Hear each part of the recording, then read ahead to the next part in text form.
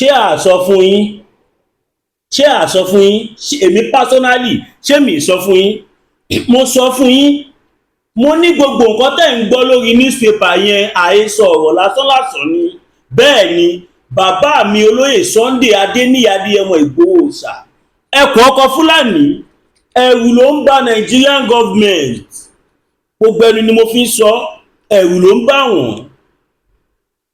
As a matter of fact new development tó ń ṣẹlẹ̀ báyìí àwọn ẹni bí ẹni èèyàn bí èèyàn nílẹ̀ Yorùbá wọ́n ti dìde. A gbọ́ pé nìsínbẹ̀ a gbọ́ pé wọ́n ti ránṣẹ́ sí British government wọ́n dẹ̀ jẹ́ ká mọ̀ wípé gbogbo nǹkan tó ń sọ lórí newspaper yẹn it's all lies. Àwọn message àwọn representative wọn làwọn Nigerian government fẹ́ máa intimidate. Wọ́n wò pé báwo ni ẹ̀mọ̀ ó bá wọn lójijì. Mo sọ fún yín ẹ fọkàn yín balẹ̀ ọmọ Yorùbá mo fi Ọlọ́run búra fún yín ìfọkànbalẹ̀ ló yẹ kí gbogbo ọmọ Yorùbá wà báyìí ká máa múra ká máa di ẹrù wálẹ̀. Ẹ rí pé mo sọ̀rọ̀ kan níjẹta àti àná mo ní ẹ̀yin èèyàn wa tẹ́ wà nílẹ̀ Haúsá ẹ kàngara yín ẹ máa bọ̀ nílé tó bá jẹ́ nǹkan tẹ́ máa jẹ Ọlọ́run á ṣe ẹ máa bọ̀ nílé torí pé kí n má parọ́ fún yín iná ti jó lórí kókó. Nigeria as a country Nigeria ti bàjẹ́ kọjá péyàn kan fẹ́ tún ṣe. Anybody tó bá ń sọ fún yín páwọn fẹ́ tún Nigeria ṣe kẹ́ mọ̀ pé olè ọ̀fọ̀n jẹgúdújẹrá ni ẹnikẹ́ni tó bá ń fi yín lọ́kàn balẹ̀ pé Nigeria sì lè dá. Bàbá Bọ́lá Ahmed Tinubu fún ara wọn wọ́n mọ̀ pé Nigeria ò lè dá. Bàbá lọ́bẹ̀ láti lọ máàkì rẹ́gísítà ni wọ́n dẹ̀ ti máàkì ẹ̀ that's all. A dẹ̀ máa ń sọ fún yín even bàbá Tinubu ò lè stop Yorùbá nation because a ti ń pariwo pé a fẹ́ dá dúró kí bàbá Bọ́lá Ahmed Tinubu tó débẹ̀. A ti join UNPO pẹ̀lú àwọn other international communities tá a ti join kí bàbá Tinubu tiẹ̀ tó sọ jáde páwọn fẹ́ campaign fún president. Ìjọba British àwọn fún ara wọn mọ̀ pé nǹkan tá à ń ṣe nǹkan tó lẹ́tọ̀ọ́ ni. Tí ó bá kí ń ṣe nǹkan tó lẹ́tọ̀ọ́ Prime Minister British ò ní gba petition ta fún wọn. As a matter of fact kò ń ṣe pa àṣẹ̀ṣẹ̀ kọ petition yìí mo sọ fún yín jẹta petition tí wọ́n submit yẹn àti kọ́ kí ọmọ aláṣẹ́wó tó ń pera ẹ̀ ní ọmọ olóṣó tó ń pera ẹ̀ ní olóṣó Abíọ́lá petition yẹn ti wà ńlẹ̀ kó lóṣó Abíọ́lá tó wá tí àmọ̀pọ̀ lò wá sáàrin wa ni. Wọ́n ti ní ká fọkàn balẹ̀ pé gbogbo tá à ń gbọ́ lórí newspaper yẹn it's all Nigerian dramas you know them you know who they are. Gbogbo yín lẹ mọ̀ pé Nigerian government àwọn ló yẹ kó máa pè ní entertainer ọmọ lùlù kọmọ jójó kó máa lù kó máa jó fún ara wọn. Let's see ẹ jẹ́ ká wo ibi tó máa parí sí. Èmi mọ̀ pé yóò bá máa bọ́ láìpẹ́ yìí ẹ lọ kọ sílẹ̀. Bàbá mi olóyè Sunday mo sọ fún yín àwa ò kì í tẹ̀lé olóṣì èèyàn àwa ò ní tẹ̀lé ẹni tó máa sọ̀rọ̀ tó máa kó jẹ́. Bàbá mi olóyè Sunday Igboho ti pe àwa tájọ́ mọ́ wọn wọ́n dẹ̀ ti fún wa report so that's all. Mo máa ń sọ fún yín kẹ́ tó lè sọ pé ẹ gbọ́ kankan lórí mídíà kan ẹ kọ́kọ́ wò pé mídíà yìí ṣé ti rí pẹ̀lú Chief Sunday Igboho rí ṣé ti rí pẹ̀lú wọn rí ṣé wọ́n ti jọ bẹ́yàn ọmọ Yorùbá sọ̀rọ̀ rí. Báwo ni blogger kọ́kọ́ ṣe máa gbé fídíò kan tó máa upload ẹ̀ tẹ́lẹ̀ máa believe nígbà tí phone number must be everywhere. Tí phone number bàbá mi Ọláyọmí Kóìkì the whitest lion of our time nígbà tí nọ́mbà wọn wà everywhere. Nígbà tí nọ́mbà àwọn world media wà everywhere. Nọ́mbà YSDM media nọ́mbà wọn wà everywhere. Ìyẹn ìyàwó èyí dára ṣe rí ẹ máa gbéra yín lọ́kàn sókè ẹ lọ fọkàn balẹ̀ àwọn ìjọba bìrìtìkó ti sọ pé gbogbo tí wọ́n ń ṣe yẹn wọ́n ń ṣe sápò ara wọn, bó tiẹ̀ jẹ́ pa mọ̀ páwọn náà lè máa tì wá síwájú. Àwa ò sọ pé kó wá gba òmìnira fún wa. We are only getting them aware that we are going. Yeah, that we are going. The whole world knew that Nigeria máa fọ́ láìpẹ́ yìí. Gbogbo àgbáyé ló mọ̀. Ṣèbẹ́ gbọ́ ohun tí bàbá Ọbásanjọ́ sọ. Wọ́n ní Nigerians sit on the gum. Bàbá yẹn mọ̀ nǹkan tó ń sọ. Bàbá tọ́ba tiẹ̀ mọ gbogbo ẹ̀. Wọ́n mọ àwọn ibi tíṣẹ́ ti dé. Mo sọ fún yín, mo ní àwọn bàbá tẹ̀ ń wò yẹn. Kábíyèsí Elédùmarè. Ọba Àṣàkẹ́ ayé, ọba Àjọkẹ́ ayé, ọba Àṣàkẹ́ ọ̀run. Ọlọ́run dìdí fún wa láwọn bàbá méjèèjì yẹn ni. Ẹ jẹ́ a máa dúpẹ́ lọ́wọ́ wọn. Tí ó bá sí àwọn bàbá yìí, bóyá gbogbo ọmọ Yorùbá gan ò bá ti di rẹfújí. Kò ṣe pé bóyá a ti máa di rẹfújí ni automatically gbogbo ẹ̀yin ìyá àti bàbá wa lẹ mọ̀. Now iṣẹ́ kékeré kan tẹ́yìn ìyá wa fẹ́ ṣe fún iṣẹ́ kan wà tí gbogbo wa máa ṣe nísìnyí. Iṣẹ́ yẹn ni wípé ẹ bẹ̀rẹ̀ sí ní kọ síbẹ̀ pé British Parliament, Chief Sunday Igboho is our voice. Chief Sunday Igboho is our voice. Chief Sunday Igboho is our voice. Lára bí tíṣẹ́ wà nìyẹn. Ẹ jẹ́ ká bẹ̀rẹ̀ sí ní máa kọ sí comment section wípé àwa la rán Chief Sunday Igboho wá láti wá ṣojú àwa ọmọ Yorùbá. Ẹ pín fídíò yìí kó délé kó dóko kó dọ́jà kó dé gbogbo bí tọ́mọ Yorùbá bá wà káàkiri àgbáláyé. Kó dé gbogbo bí tọ́mọ Yorùbá bá wà. Mi ní sọ nǹkan tá fẹ́ fi kọ́mẹ́ǹtì yẹn ṣe. Ẹ máa rí láìpẹ́ yìí.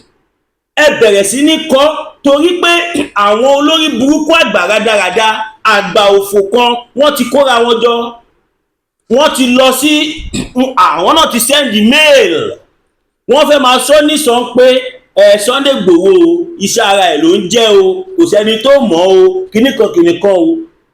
Àwọn British High Commission wọ́n dẹ̀ mọ̀ pé Chief Sunday Igboho nìkan ló ṣe àwọn fún ara wọn mọ̀, but they need it official. Mo máa ń sọ fún yín tá a bá ń ṣe fídíò, a ò ṣe fídíò pé torí a fẹ́ jẹ́ káwọn èèyàn rí wa. No be today, no be today. Kò kí ń ṣe ebi ló gbé àwa wá sórí mídíà. Mo fi Ọlọ́run búra, ebi kọ́, ìfẹ́ táwa ní sílẹ̀ Yorùbá ni. Tó bá jẹ́ pé ebi ló gbéwò èmi wá sórí mídíà, kí ni wọ́n ti fi lọ̀ mí? Kí ni gbogbo yín náà lẹ kúkú mọ̀? Ọ̀pọ̀lọpọ̀ ẹ̀yin ìyá àti bàbá wa tí ẹ ti ń wò mí tipẹ́tipẹ́, gbogbo yín lẹ mọ̀. Kí ni wọ́n ti fi lọ̀ mí personally? Kó tó di pé wọ́n ń fi nǹkan lọ àwọn èèyàn tájá tẹ. Ẹ mọ̀ tí wọ́n ti fi lọ̀ èmi ni. Because wọ́n mọ̀ pé mo ní voice. Báwo ni màá ṣe wá ní voice? Tí mo ní ẹ̀yin ìyá àti bàbá tẹ ní ìfẹ́ mi, tí mo mọ̀ pé tí bá sọ̀rọ̀ ẹ máa tẹ́tí sí mi, màá wá dákẹ́, mi wá ní sọ̀rọ̀ torí mo fẹ́ gbowó. Ṣé láwọn ọmọ àlè tán tí wọ́n àtàkì Chief Sunday Igboho yẹn, àwọn ọmọ àlè yẹn náà wọ́n gbéṣẹ́ fáwọn náà ni. Iṣẹ́ owó wọn ló ń ṣe. Èmi dẹ̀ mọ̀ pé èèyàn ò ní tajà òkúta kó gbowó yẹ̀pẹ̀. Ó ṣèwò òrìṣà. Ó against karma. Ohun tó bá ṣe òun ló máa ká. Ohun tèmi ṣe máa ká. Ohun tẹ́yìn ṣe ẹ máa ká. Àṣegbé kan ò sí o, àṣepamọ́ ló wà. Bàbá wa olóyè Sunday Igboho wọ́n mẹ́nu bà ọ̀rọ̀ Babangida lẹ́nujọ́ mẹ́ta yìí. Láàárín èmi àti yín a ò fi yọ̀, ṣùgbọ́n ǹjẹ́ kò kìí ṣe kò ṣe karma ló cut up with him. Mọ̀ tí Babangida tó kẹ́ẹ̀mọ́ tó fojú lé ayé ọmọ Yorùbá rí ni. Mọ̀ tí Babangida ṣe fọ́mọ Yorùbá gbà tó wà ní power ni. Mọ̀ ni. Kò ṣe Babangida nìkan o, wọ́n pọ̀ bẹ́ẹ̀ tọ́lọ́run fìyà jẹ tí wọ́n lè sọ̀rọ̀ síta. Tó jẹ́ pé tẹ́ bá gbọ́ nǹkan tó ń ṣẹlẹ̀ sí wọn, wọ́n ń bẹ Ọlọ́run kí gbogbo nǹkan táwọn jí kó lọ kálàáfíà wà ní. Ó dẹ̀ ti bọ́. Ẹ má wá surprise. Ṣé láwọn Yorùbá tó ń jáde tó ń sọ oríṣiríṣi ọ̀rọ̀ yẹn, ọmọ àlè ni wọ́n. Ìkan ti ẹ̀pẹ́rẹ́ ẹ̀ ní lábẹ́làbẹ́. Ṣé èèyàn rẹ ló jẹ́ lábẹ́làbẹ́? Olórí burúkú ọmọ òkúsù. Now ibi tíṣẹ́ wà rèé o, ibi tíṣẹ́ wà lélẹ̀. ẹ bẹ̀rẹ̀ sí ní kọ pé Chief Sunday Igboho is our representative. Chief Sunday Igboho is our representative. Professor Banji Akintoye is our representative. Ó níbi tí a fẹ́ send fídíò yìí sí torí pé wọ́n mú àwa tá jẹ́ media, àwa tá jẹ́ inner camp, as in àwa tá jẹ́ the main Yorùbá nation media. Chief Sunday Igboho dẹ̀ ti kìlọ̀ fún federal government. Wọ́n ní kí wọ́n yé dún mọ̀wúrú mọ́ àwọn British envoy mọ́, ìyẹn àwọn representative wọn. Ṣé bẹ́ẹ̀ ṣe wá ló ń dún mọ̀wúrú mọ́ wọn? Ṣé rò pé lè stop nǹkan táwa ń ṣe ni? Kò lè stop Yorùbá, mo fi Ọlọ́run búra, ẹ̀dá kan láyé yìí kò lè stop Yorùbá nation. Torí pé Ọlọ́run ló gbé dìde. Ọ̀pọ̀lọpọ̀ yín tí ẹ̀dẹ̀ wà ní gọ́ọ̀mẹ̀ntì inú Nàìjíríà yìí kò ń ṣe pé ẹ ò mọ̀ pé nǹkan tá à ń ṣe tán, ẹ mọ̀. Ṣùgbọ́n nítorí ìjẹkújẹ àjẹfẹnugbolẹ̀, bàbá wa olóyè Sunday Adéníyì Ìgbòho Òòṣà, ó bàbá dámì, ẹkùn ọkọ Fúlàní, àjànàkú kọjá mo rí nǹkan fìyí tàbá rere ká ní arẹ́rin, ẹ mú ẹ kì í ẹran bí òrẹ̀ kọ́. Mo máa ń sọ fún yín pé Ọlọ́run ló ń dàrẹ́tì bàbá yìí. Ọ̀pọ̀lọpọ̀ àwọn èèyàn ti sọ oríṣiríṣi òfò ọ̀rọ̀ jáde lẹ́nu. Ọ̀pọ̀lọpọ̀ wọn nísìn wọ́n ti change ọ̀rọ̀ wọn, wọ́n ti change ẹnu. Ọ̀pọ̀lọpọ̀ àwọn èèyàn torí pé wọn ò gbọ́ kí bàbá wa olóyè Sunday Igboho kó sọ̀rọ̀ for some time, tó lè jẹ́ pé bàbá yẹn busy gbà yẹn ni.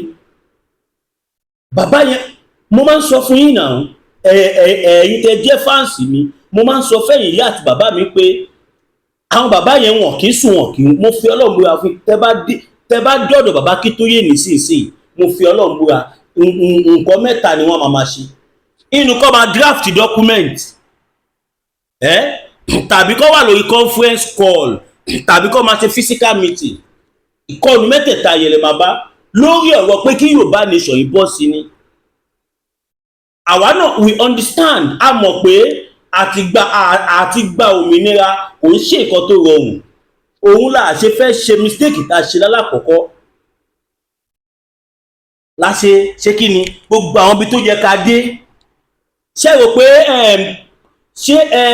bẹ́ẹ̀ yẹn nìkan la lọ ni? Àwa ò fẹ́ gbé kankan síta ni. The only thing tá a máa gbé síta náà láti ń gbé síta yìí. Àtijọ́ tọ́lọ́run bá máa fi òǹtẹ̀lú gbàm. Unfortunately kò sí kankan tí Nigerian government lè ṣe sí òmìnira ilẹ̀ Yorùbá. There is nothing you can do to it, because we as the indigenous people of Yoruba land, we are entitled to our opinion.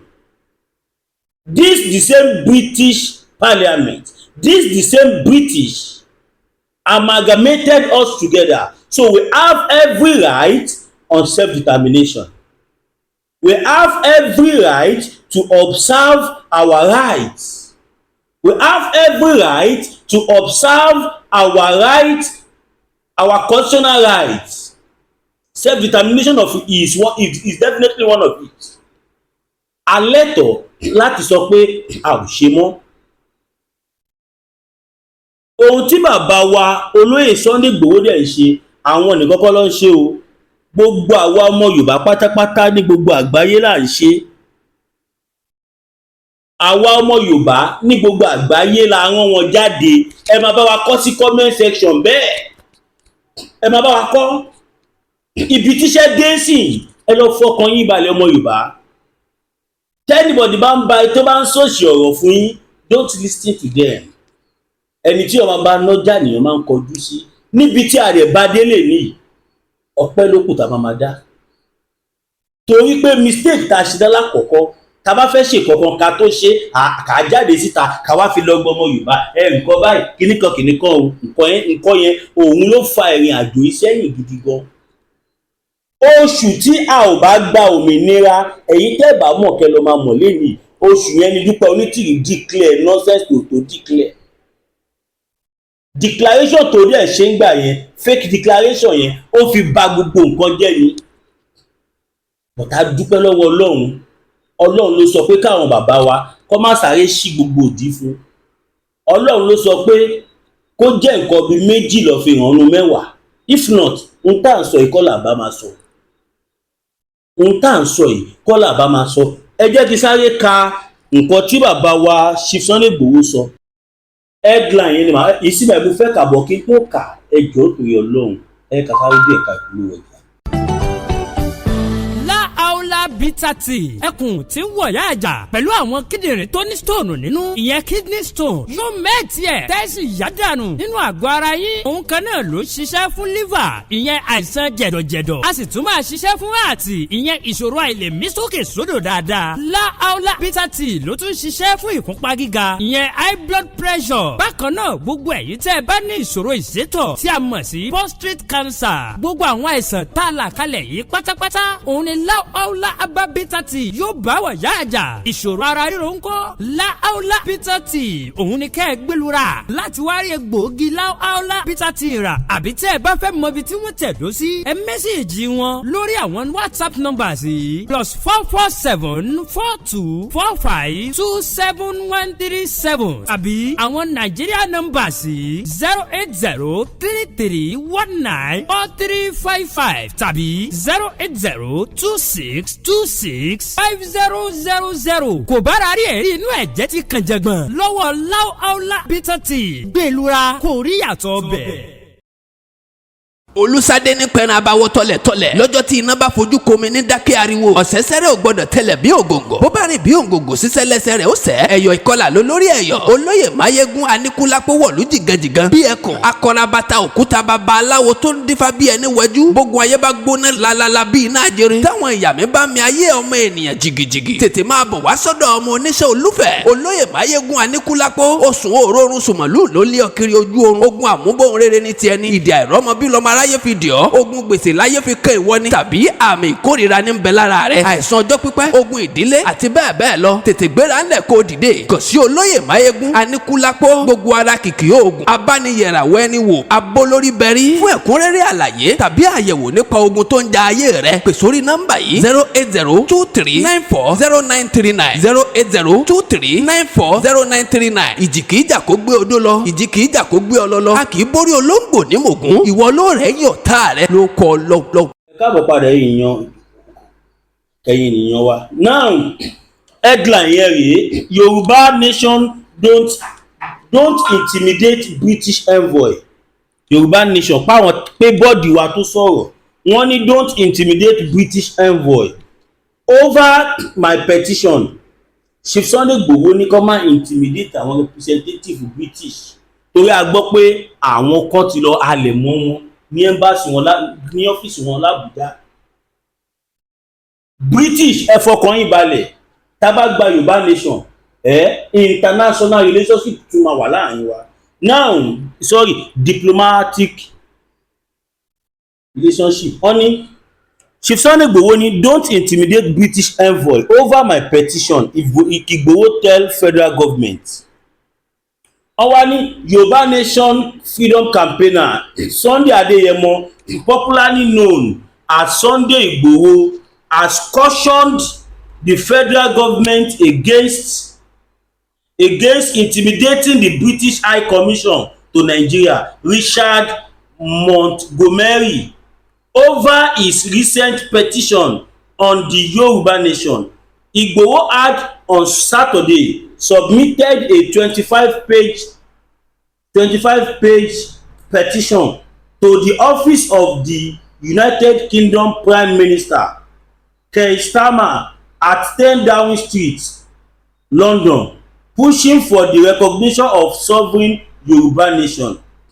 In a statement personally signed by Igboho and made available to the Punch on Wednesday, the activist described the reported summoning of Montgomery by the Nigerian government as unnecessary labeling.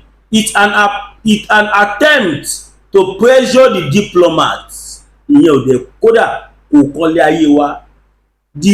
statement read, the British government colonized Nigeria and we are well within our right to submit petition to them regarding our demand for a sovereign Yoruba nation. Nigeria gained independence on October 1st 1960 from the British government, but the amalgamation of the northern and southern protectorates in 1914 was a decision made by the British, not by our forefathers. Gbogbo ayé ló mọ̀ yẹn. Ló fi máa ń dùn mí fáwọn òpònú. Ìkankan náà ni wá, Yorùbá àti Haúsá, èyí níka. Orí yín ti burú. Tẹ́bà kàwé ẹ̀ka ọpọlọ ni. Now, next paragraph. Olóyè Sunday Igboho argued that Yoruba have a constitutional right to demand succession 100 years after the amalgamation, calling the union a marriage of inconvenience. That is the fact.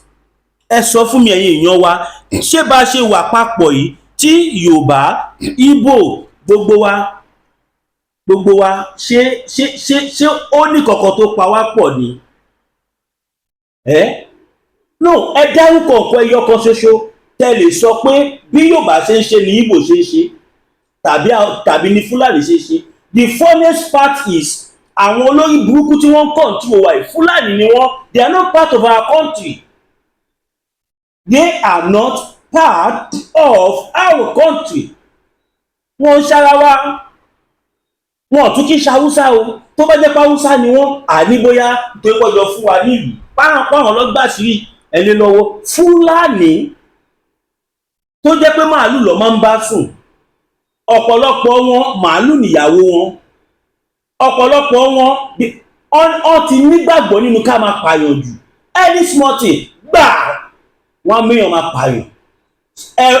Kẹwòjọ́ tí Chief Sunday Igboho lọ kìlọ̀ fún Sálísù tí bàbá mi orúkọ là ń pọ̀ Baládé má bínú bá mi. Tí bàbá wa Chief Sunday Igboho tí wọ́n lọ sọ́dọ̀ olórí burúkú tó ń pera ẹ̀ ní Sẹ́ríkí.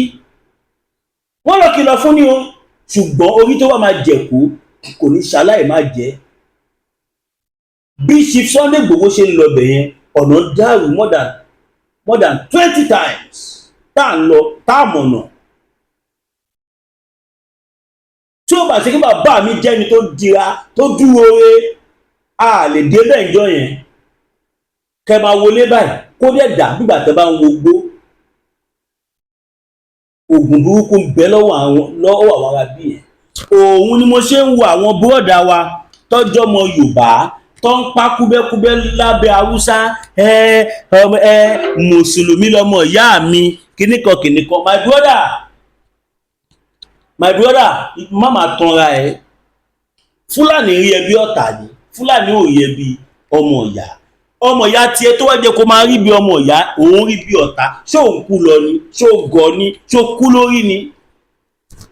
Ó gọ̀ tó yẹn ni. Ẹ wo bí àwọn ọmọ Sálíù gọ̀ngàn, ẹ wo bó ṣe dàbọn bó ṣe Sunday Igboho jọ yẹn.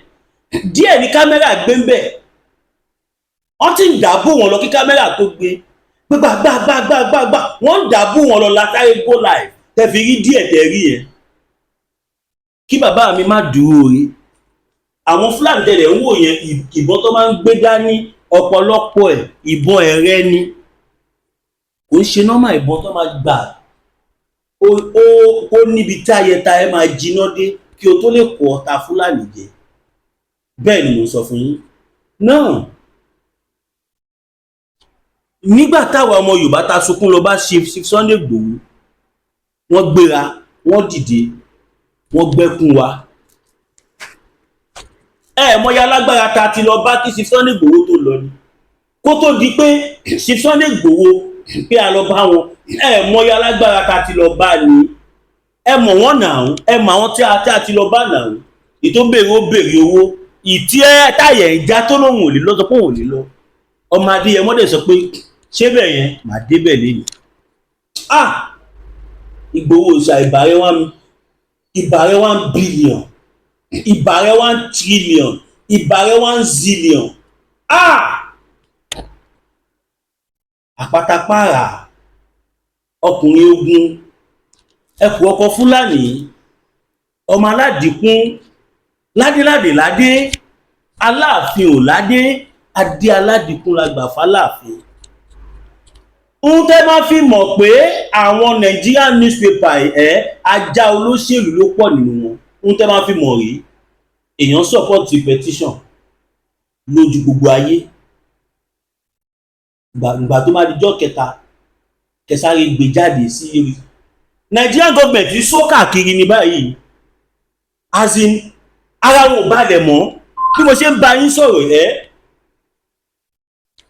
wọ́n ti kú sára, wọ́n ti wà disorganized because wọ́n mọ̀ nǹkan tó lè tẹ̀yìn petition yẹn yọ ni wọ́n ṣe mọ̀ọ́mọ̀ tó fún àwọn blogger lówó ni wọ́n dá wọn síta pé kó máa sọ oríṣiríṣi òfò ọ̀rọ̀, kó máa sọ oríṣiríṣi òṣì ọ̀rọ̀ jáde lẹ́nu. ń tàdé máa fi ń wìn ní wọn rèé.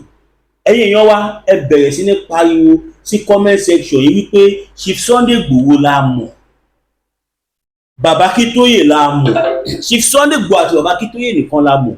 Any other person tó bá ń parade ara ẹ̀ as masquerade as anything a ò mọ̀ rí. ẹ bá bá kọ sí comment section yẹn wípé the only representative we have in Yoruba land before the international communities both home and abroad, both home and diaspora, òun ni Chief Dr.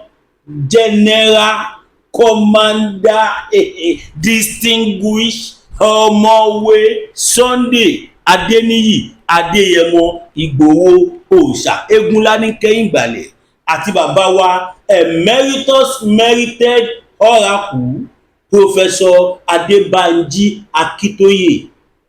ẹ máa kọ sí comment section wípé àwọn nìkan ni the only representative ta ní. ẹ jẹ́ ká jẹ́ kó mọ̀ pé any other person àwa ọmọ Yorùbá ò mọ̀ nípa ẹ̀. And that's the fact about it. torí pé àwọn wèrè kan ti kóra wọn jọ wọ́n fẹ́ lọ block kìíní yẹn, though they are not finding it easy. àwọn UK parliament kàn tí ẹ̀ listen sí wọn. ṣé mọ̀ pé UK lóòótọ́ àwọn náà lè ní àwọn nǹkan kan tí ò dá tó máa ń ṣe, ṣùgbọ́n wọn kì í tó bá ti jẹ́ òfin àfi tó bá sí níbẹ̀ bóyá nǹkan yẹn ò sí ìlú wọn then they can, but pé o wà nílùú wọn ní ẹ bàbá ẹ fi òfin wọn ṣeré. Nàìjíríà ní ìlú tó fi wà tó jẹ́ pọ̀pọ̀lọpọ̀ àwọn èèyàn tó lówó tí wọ́n ní big influence wọ́n rúfin anyhow. òfin tó mú olówó kọ́ ló mú tálákà Nàìjíríà, òfin tó mú tálákà kò mú lówó. ẹ wá dúró àwọn nǹkan tó ti ṣẹlẹ̀ now, for instance ẹ wo Àsárì Dòkunbọ̀, ṣé wọ́n ti mú ni? ṣèbí gbà tí mo pariwo síta ó ní àwọn bìkan tí fídíò mi yìí dènà. mo sọ fún yín mo ní àwọn kan pè mí suspected to be calling from presidency. mo dẹ̀ sọ mo ní mo rìkọ́ọ̀dù kan nu wọ́n lẹ̀ àwọn méjì tó kù torí I'm karami type, I don't like recording people. mi nífẹ̀ẹ́ sí ṣùgbọ́n mo wò pé tí n bá record ẹni kódà gba ẹni ẹgbọ́n tí ń sọ̀rọ̀ lọ àti fẹ́ẹ̀ parí ọ̀rọ̀ gan bí 3 minutes ká tó parí ọ̀rọ̀ or 2 minutes or so ni mo kàn record as evidence. àbámọ̀ wọ́n lè deny. àwọn tẹ̀lé mọ̀ dáadáa ni these are the people you know very well. ṣé mo yà àwọn tí wọ́n ń pe nọ́mbà mi ni almost every day ló máa ń toast mi. Mass bẹ̀rẹ̀ ọmọdé ni ẹ̀ n tó ń pè fún yìí nǹkan tó dá yìí ṣùgbọ́n ẹ ká fi sùúrù tó ẹ jẹ́ ká ṣe kinní kan kó máa dà kó máa ṣe tó dá máa ṣe. à ń gbọ́ kó sọ pé ó fẹ́ ra àwọn equipment kan sí studio 6 million. ok ṣé owó ìgbọ̀n ṣáà ò lè fún ẹni? ṣé nǹkan tó fẹ́ ṣáà lè ṣe fún ẹni?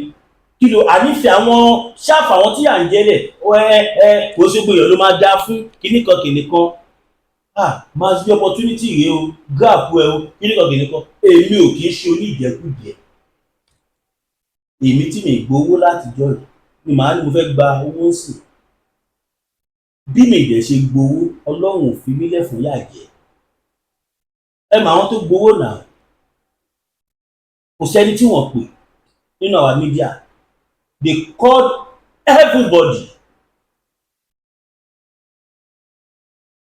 wọ́n ṣe débi pé wọ́n tún rán àwọn dúpọ̀ onítìrì sí mi gbogbo ẹnu ni mo fi sọ I rejected $14,000 ní àtọ̀dọ̀ àwọn onítìrì I rejected it kí ni mo fẹ́ fi ṣe lóòótọ́ owó yẹn pọ̀ ṣùgbọ́n ṣé mi ní ná tán owó tí màá gbà tí mi lè sọ̀rọ̀ síta ẹ wo bí yà ṣe ń jà àwọn ọmọ Yorùbá ẹ lọ káàkiri all over the world Yorùbá ló ń ṣẹrú ẹ kò sí kọ́ńtì tẹ máa dé láyé kí kọ́ńtì yẹn wà lábẹ́ ẹlẹ̀ tẹ bá débẹ̀ ẹ bá ọmọ Yorùbá tó ń ṣẹrú tẹ́lẹ̀tẹ́lẹ̀ àwọn Ghana Togo lọ́wọ́ wá ń ṣaṣẹ́wó Nàìjíríà àtàwọn Calabar nǹkan ẹ lè rọmọ Yorùbá kó lóun ṣiṣẹ́ aṣẹ́wó ẹ lè rí nísìnyí tẹ bá lọ sí Kotonu lẹ́lẹ́gbẹ́ yẹn ó dùn pé mo ti kú Kotonu tó bá jẹ́ pé Kotonu ni mo ṣì wà ní mi ò bá lọ sí ọ̀dọ̀ àwọn ibi aláṣẹ́wó wọn mo ti lọ rí mo fọ́ pátápátá mo ṣe ń tábù fún ọmọbìnrin yẹn but spirit mi kàn ní kí n má publicize story yẹn due to some personal reasons àwọn ọmọbìnrin yìí tó dàgbà tí mo rí ni wọn tó jọmọ Yorùbá tó ń ṣiṣẹ́ aṣẹ́wó tó jẹ́ pé àfikọ́ bá sùn kó tó jẹun òun lọmọ 17 years 14 15 14 15 16 17 17 17 17 16 15 ìtò owó yẹn 14 years yìí ìtò like solution dẹ̀ wà láti stop gbogbo kìíní ẹ wá ní ká má stop ẹ gbogbo ẹ̀yin tẹ́ ẹ sọ pé kí a má pariwo Yorùbá nation tẹ́ bá gbígbá ọmọ lágbára Ọlọ́run ọwọ́ ilẹ̀ máa fi sin gbogbo wọn ẹ̀yin tẹ́ fi àwa ọmọ Yorùbá sínú yàtá ìjẹ yìí a sọ pé kẹ́ wá gbà wálẹ̀ ẹ wo orú bàbá olórí burúkú àná yẹn tó sọ̀rọ̀ tí mo upload fídíò ẹ̀ níyì tó pera ẹ̀ ní lábẹ́lábẹ́ that man is an elderly man ìyẹn olórí burúkú bàbá ọmọ ọ̀rùkúsù torí ìjẹkújẹ ẹgbọ́n kan tí màá yẹn sọ lẹ́nu ó ń sọ àwọn nǹkan tí ó lè defend ẹ jẹ́ kí sáré play ẹ̀ fún yín kẹ́ gbọ́ kó má dàbí torí àwọn kan ti gbọ́ lánàá but kí tuntun play fẹ́yìn tí ẹ̀ ti gbọ́ nínú newspaper yẹn Chief Sunday Igboho sọ̀rọ̀ ilẹ̀kùn wọ́n sọ àwọn reasons mo máa ń sọ fún yín kò sẹ́ni tó lè defend Nàìjíríà tó lè look stupid mi ìfẹ́ mọ bó ṣe fẹ́ ṣe kò sọ ní French wà look stupid kò sọ ní English wà kó máa look stupid then kí ló dé tá à ń pọ́n jẹ́ǹbẹ̀ láti sáà now mo bẹ̀ gbogbo ẹ̀yin ọmọ Yorùbá káàkiri àgbálá ẹ má gbàgbé àná fẹ́ ra àwọn equipment studio ẹ má jẹ́ káwọn wèrè kọ́ máa wọ ẹnu sí wa lára bó sọ fún yín mo ní bàbá wa kan láti ìlú Ghana wọn nífẹ̀ẹ́ kéèyàn máa dárúkọ wọn wọ́n ti fún wa ní 1 million but torí pé nẹ́tíwọ̀kì GT ò dá láti jọjọ́ yìí láti bí i 4 days sí GT bank ni mò ń lò bẹ́ẹ̀ ni so wọ́n ti ṣe 1 million sí wa ká fi ra àwọn nǹkan kan tí a dẹ̀ ti order àwọn nǹkan yẹn tí bá ti fún wọn lówó ni wọ́n á gbé wá very soon láìpẹ́ láì ẹ má wò wá níran we need this help bẹ́ẹ̀ ni èmi ọmọ yín máa bí mi ìbéèrè mọ́tò mi ìbéèrè ilé aṣáájú àwọn tó ti ra mọ́tò tí wọ́n ti kọ́lé ní movement ọ̀pọ̀lọpọ̀ wọn kò jẹ́ pọ̀lọpọ̀ gbogbo wọn pátápátá wọ́n bá wa nu movement yìí but àwọn owó bẹ̀yẹn ń tèmi béèrè nílé ẹ ṣe fèmí irinṣẹ́ láti lè jẹ́ kíṣẹ́ yìí máa lọ dáadáa káriwo tá à ń pa yìí kó lè máa lọ jù báyìí lọ mo fọlọ́ ń bẹ̀ yín ìyá wa dáadáa ẹ̀ẹ́dẹ̀ tún bá mi dúpẹ́ lọ́wọ́ ìyá wa Chief Mrs. Olúrẹ̀mí Kóìkì tí wọ́n jẹ́ ìyá bàbá wa Ọláyọmí Kóìkì ọ̀rẹ́ wọn kan kò gbogbo gbà wọ́n á fowó ránṣẹ́ àkàtì ìyá wa náà kódà bí mo bá yín sọ̀rọ̀ whitest lion bàbá Ọláyọmí Kóìkì ó máa ń fún mi lówó oúnjẹ ìyẹn tún kọ́ ó máa ń fún mi lówó máa bí mọ̀ pé oníkan bóyá gba 10,000 gba 5,000 gba kinní kan yìí ó pè mí ju kí lọ gba millions of money tí mi nílé sọ̀rọ̀ ó pè mí ju kí lọ ta ìwọ̀n mi lọ ẹ̀yìn àti bàbá bá a ṣe wájọ́ ṣe wẹ́rẹ́wẹ́rẹ́ yìí ó tẹ́ mi lọ́rùn ó tẹ́ mi lọ́rùn.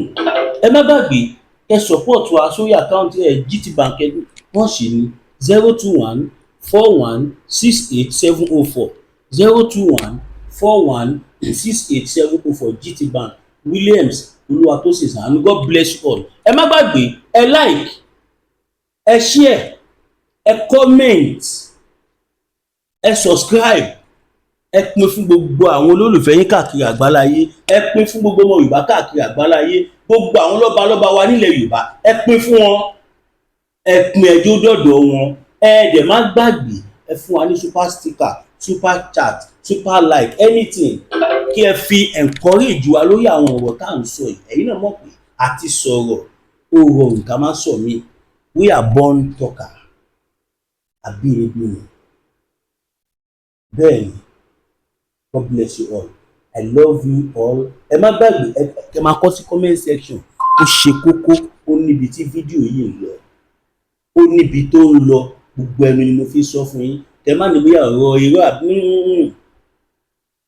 nǹkan tẹ máa fi mọ̀. Ẹ̀rọ Tàsárí Dòkunbọ̀ tá a ṣe tí gbogbo yín share massively. Ṣèbá ipò fún one result. Nísìnyí báyìí Àsárí Dòkunbọ̀ ojú àwọn security personnel ti wà lára ẹ̀. Tó láriwo tí mo payẹ́ rinlẹ̀ gan débi pé àwọn suspected to be calling from presidency bí mẹ́ta ni wọ́n pè mí. Ó ṣàláwọn nǹkan tó bá mi sọ báwo ń ṣe oníjẹkújẹ. God bless you all. I love you all. Fẹ́yìn tó bá fẹ́ gbòpolówó ọjà fíìmù mọ́ yín Masbi TV tàbí ẹni kọ̀ọ̀kan tẹ fẹ́ bá wa sọ, bóyá ẹni information kan tẹ fẹ́ fún wa, bóyá aṣọ kankan tí ò yé yín nínú fídíò yìí, ẹ pè mí sórí +229 5774 7970 +229 5774 7970. God bless you all. Ìgbòho òòṣà, Ìgbòho òòṣà, Ìgbòho òòṣà. Iṣẹ́ yẹn ń tẹ̀síwájú. Oòduà àgbéwà kò ní gbé ọ̀dàlẹ̀. Ẹ má gbàgbé láti like, ẹ share, ẹ comment. Ó ṣe kókó. Comment yẹn ó ṣe kókó jù. Ẹ lè má bá wa kó tí ì pọ̀ jù. Téèyàn kọ̀ọ̀kan bá share sí 50 groups tàbí 20 groups, bó jẹ́ 5 groups ó lè share síbẹ̀. Jẹ́ káwọn èèyàn mọ̀ pé gbogbo nǹkan tó ń ṣẹlẹ̀ set up ní by Nigerian government lórí ọgbọ́n náà yìí.